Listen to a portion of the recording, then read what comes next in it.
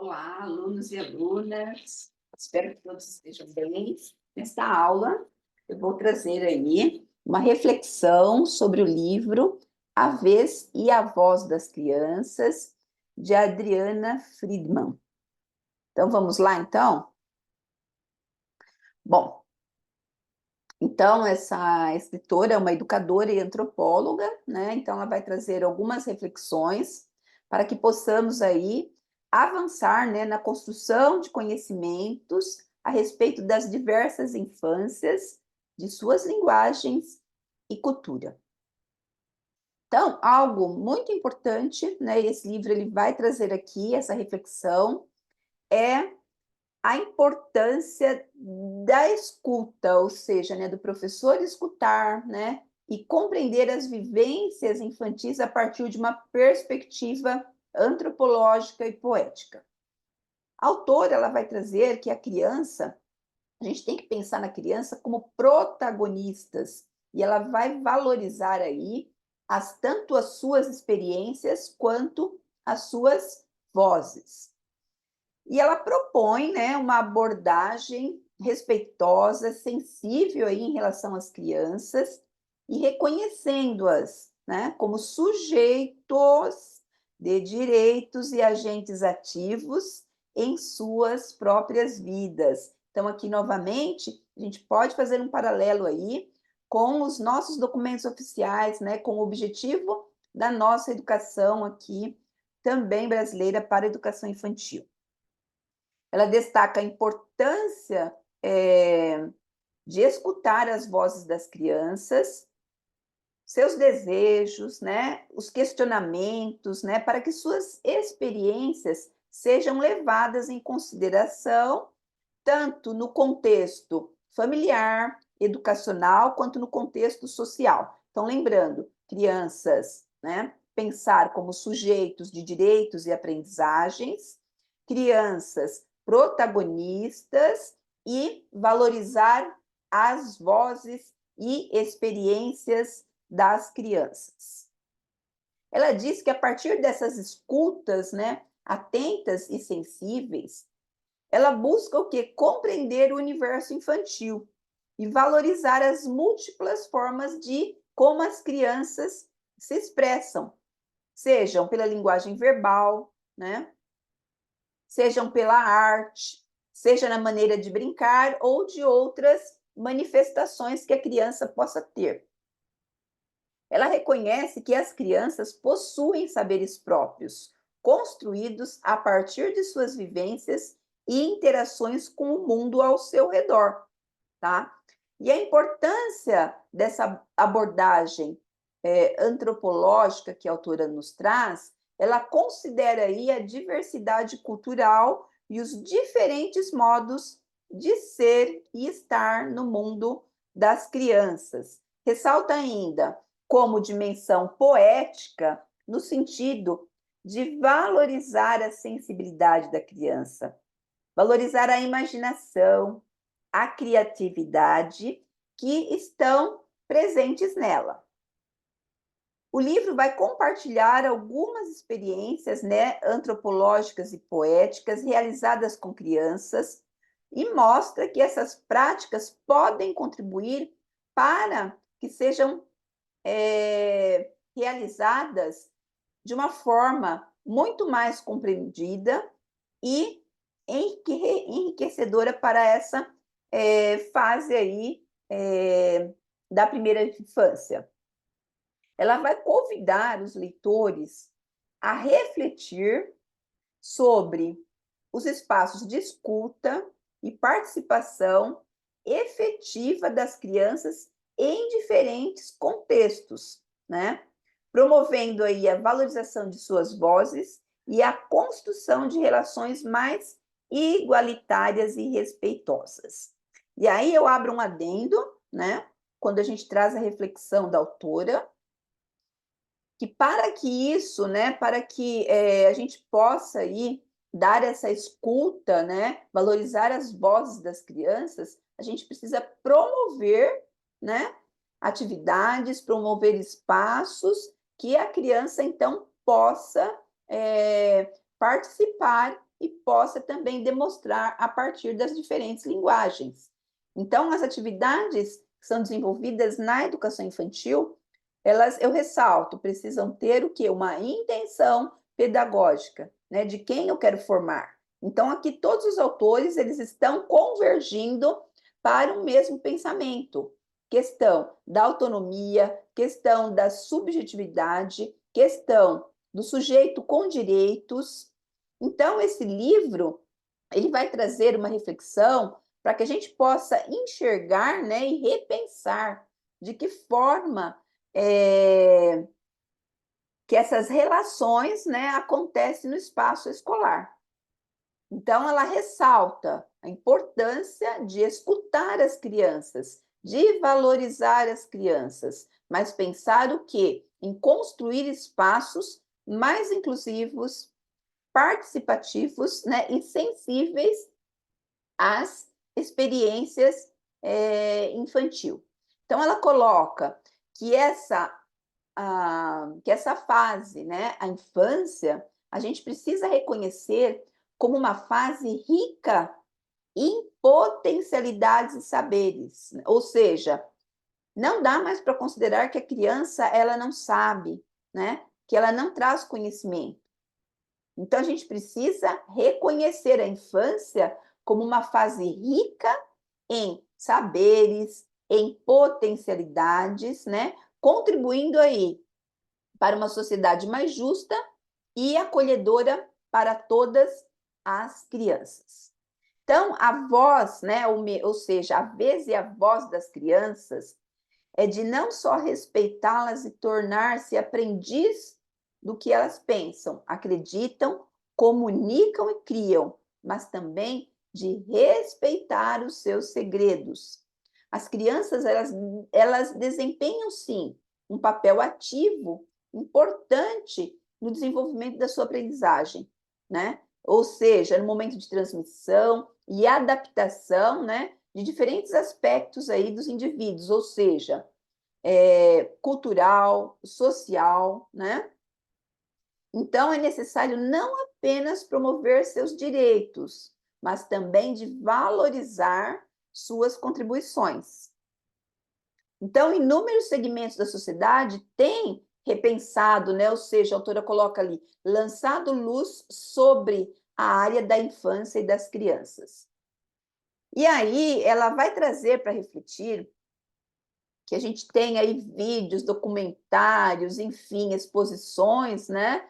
Publicações, enfim, várias, vários registros, né? A respeito do que? Da questão da infância. Uma lista interminável ela coloca de atores que, a partir de estudos, né? Interesses específicos que tem sobre a criança, traz informações, enfim, tem colocado o tema infância como prioridade. E muitas vezes bandeira e até modismo. Então, muitas vezes a gente tem que tomar um pouco de cuidado, né? Para não cair aí em algumas ciladas de modismo. Mas pensar, sim, em promover direitos e valorizar as contribuições que as crianças também podem dar, né? Ou seja, a vez e a voz das crianças precisa ser considerado. Bom, ela traz aqui inúmeros aspectos, né, temas e objetos de interesse que têm pautado aí as agendas desses atores sociais quando ela fala a respeito de exposições, fotografias, registros, né? O que tem ali, quais são os interesses que isso, de repente, pode retratar ou porque eles foram criados por um determinado interesse. Então, por exemplo, para se pensar na qualidade de vida das crianças, a importância de espaços livres e junto à natureza, pensar na questão de promover aí a diminuição do consumismo, a questão de propaganda imprópria, hiperestimulação, pressão escolar precoce. Então, sujeito de direitos, né? Então, a gente tem que respeitar as fases.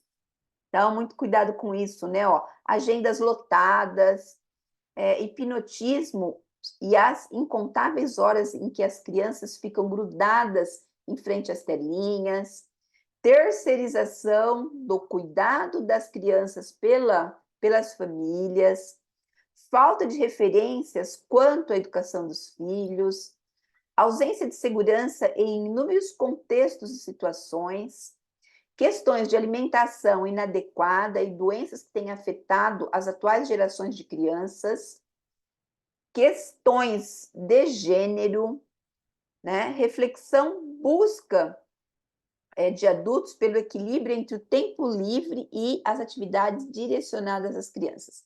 Então, esses são os aspectos, né, que são temas de interesse aí pautados por, ela coloca por diversas agendas, ou seja, atores, né, sociais, ou seja, nas diferentes dimensões aí da sociedade. E depois ela traz temas, realidades e polêmicas que não se esgota por aqui e que não para de crescer. Então, aqui são alguns temas que ela aponta no livro que eu trouxe, mas além desses, tem outros que muitas vezes acaba se tendo ali como talvez uma preocupação, mas em outros espaços a gente não consegue ouvir as crianças. Tem essas preocupações, mas a gente não ouve a necessidade da criança ali no espaço escolar. Bom, as autoras vão também ressaltar no livro que a gente tem projetos, programas governamentais, estaduais, municipais, né, que têm sido oferecidos nos mais diversos espaços, ambientes e organizações, assim como uma ampla rede de mobilização e campanhas defendendo aí os direitos na área da infância, né? E isso acaba sendo o quê? Destaque na mídia. Né? Então, quantas vezes a gente ouve lá na mídia, né, falando dos direitos das crianças, enfim, defendendo, mas e aí? E o espaço institucional onde essa criança muitas vezes passa o maior tempo, né, do dia? Como que esses espaços estão ali se relacionando com as necessidades da criança? E a autora traz o foco e os investimentos de esforços e recursos no aprimoramento de adequação de propostas educacionais para as crianças nos séculos 20 e 21. Então, as propostas educacionais também trazem essas temáticas, trazem, né, essas reflexões. Mas e as práticas estão sendo realizadas, né, para contendo aí para se chegar no objetivo dos direitos das crianças, das suas necessidades, estão sendo dado voz, espaço para elas. Então, olha, tanto em instituições escolares, espaços públicos e comunitários, né? A gente pode pensar na educação formal e não formal, quanto a partir de iniciativas não formais. Mostram-se, né, a tônica, ou seja, a importância, né, no panorama aí das infâncias no Brasil e no mundo. Então, tem-se essas preocupações, mas e as ações, né? Estão sendo levadas em considerações aí as preocupações? Então, vamos refletir. E a autora também traz, assim como há propostas sérias, conscientes e comprometidas, os modismos também se instauram e povoam redes sociais, discursos e muitas vezes se tornam oportunidades de negócios, de interesses ou de promoção de diferentes grupos sociais. Então, a gente precisa estar atentos a tudo que nos rodeia, né? Nem sempre a questão ali que está mostrando, mobilizando ali na mídia a questão da defesa dos direitos, né? Está sendo levado em consideração na prática. Então, é isso que a autora nos chama a atenção. A gente precisa não só pensar na questão da mídia, dos documentos, enfim, mas e a voz e a vez das crianças? Né? Onde fica? E, neste sentido, escutas e pesquisas com crianças constitui uma pauta urgente para adentrar e compreender seus universos e poder reconhecê-las em suas diversidades e singularidades, né? Então, ali no real, o que aquela criança precisa ali, né? Então, no caminho de observar, escutar, dar voz a elas e propiciar espaços de expressão, é necessário reconhecê-las como atores sociais, apontando aí a pluralidade de suas culturas e linguagens, né? Então, possibilitar que as crianças vivam essa infância, né? A partir de expressões de ressignificação adequada aí, né? E isso precisa acontecer aonde? Na instituição escolar, na comunidade, na família. E isso é o grande desafio que a autora nos coloca, né? Sobre a questão aí das novas gerações. Como compreender? Como fazer isso? Então, para concluir aqui essa reflexão que eu trouxe do livro, o que a autora nos deixa aqui como um recadinho, ó, o primeiro passo é reconhecer as crianças como atores sociais, propiciando-lhes espaços de expressão para que vivam plenamente as suas infâncias, né? E esse desafio se abre para os adultos, que é ressignificar as ações adequadas, né? Ou seja, família, escola, comunidade, ok? E aí ela deixa também uma citação do antropólogo Jean-Pierre Roussy.